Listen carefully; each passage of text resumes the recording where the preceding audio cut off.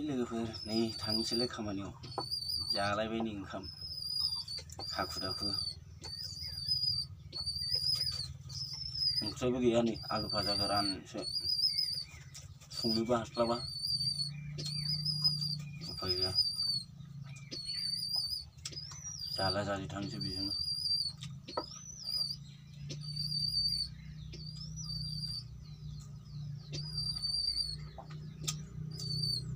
बुरियाबो ओंखाम संनो होनो नागारै माबा सिखारालाय दाबो अलसियासो बुरियानो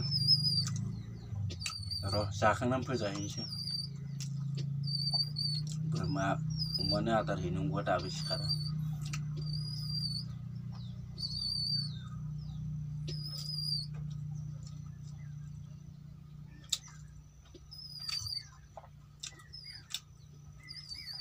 जाजाबाय आरो बे दा मोनानि 7टा नङाबा जालालाय लोगोफोर बांगालि जाबाय उदैया बांगालि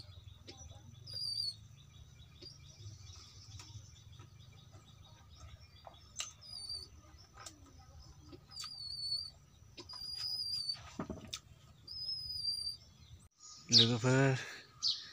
जालायबाय नै बोथोरा खुजालि जानाय बोथोर बाङासिङानि खामानियाव खुजालि जाग्राया दा नै फागुन सैत्र जाबायना खुजालि जानोसैलाय नै खेरासो गाननांसै दसेनो मैगं दसेनो बाङासिङासो नंसिगोनलै मानसिफ्रा लोगोफोर आंखौ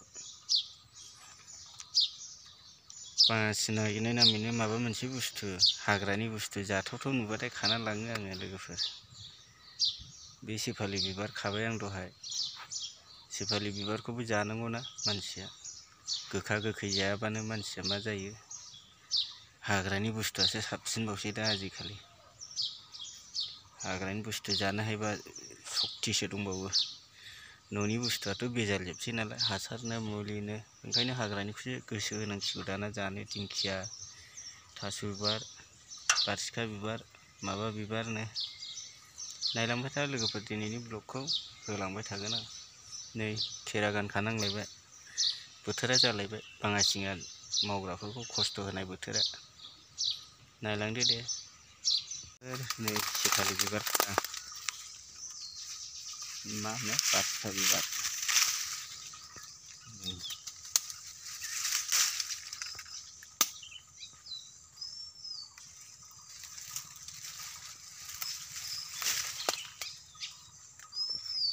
जाजागोन ना जाजाला जाखो बारसिखा बिबार खादों नै लोगोफोर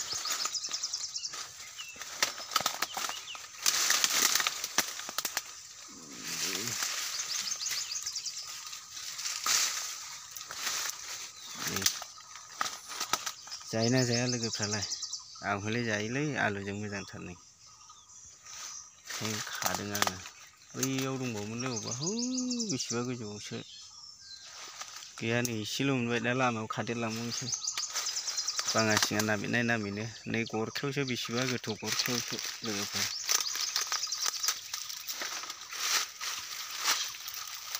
गाखोनोसो दाना जारला जानोसै दा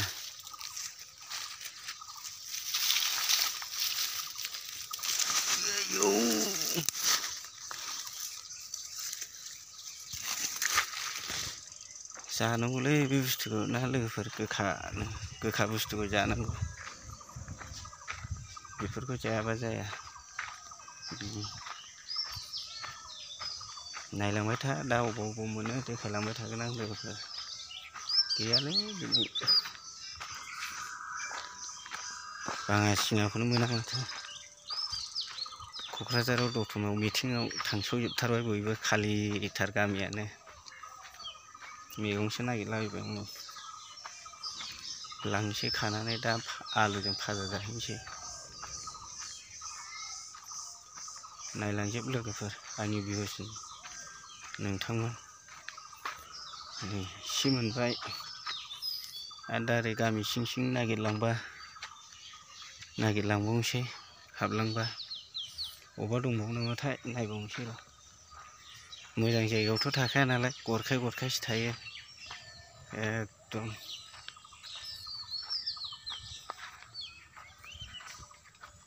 नागिरबावनि र' लोगोफोर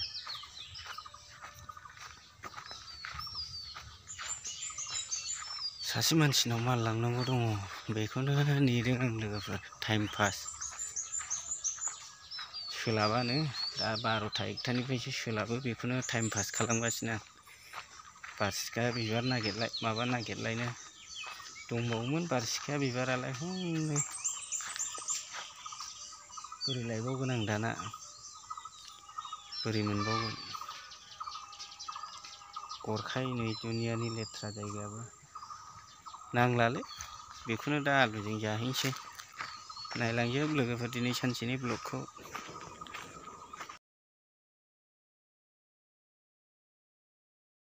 माला नामावगौमोन थेवब्लाबो जिरायनानै थाबाय आं सायायाव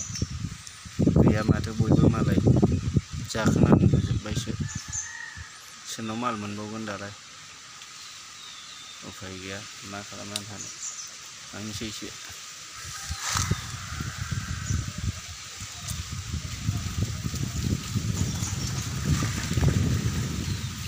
सायावसो जिरायनानै थाबाय थाथावथावनि बार आरामनो चैत्र मासनि बार उरां फारां मोनहोग्राबो बोथोरसो ना लोगोफोर जालायबाय सेंग्रा सिख्लानि उरां फारां मोनलायनाय बोथोर मालाबो गैया नै कार्टुन गोजासो गांग्रां मांग्रां उफाय गैला सोरनाव मोनबावनो थांनोसै नागिरलाबाय थालालै सान्दुंबो रिं रिं बारबो सिउ सिउ उरां फारां बोथोरसो जाहैबाय उन्दुनो ओंखारो जाखांबा लोंखांबा उन्दुजोबनायसो मोनजोबो नै दा मानसिफोरखौनो नै न'आव फैबाबो खामानि बाहेरायाव थांबाबो खामानि ना नै जावफ्लेनांलायबाय खोथिया खुबैनांसिगौ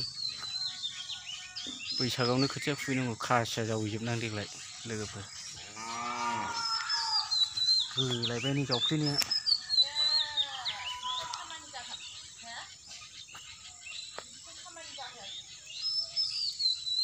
बासिया गारहैना फैबाय जावफ्लेफैबाय नै जावफ्लेनोसैलाय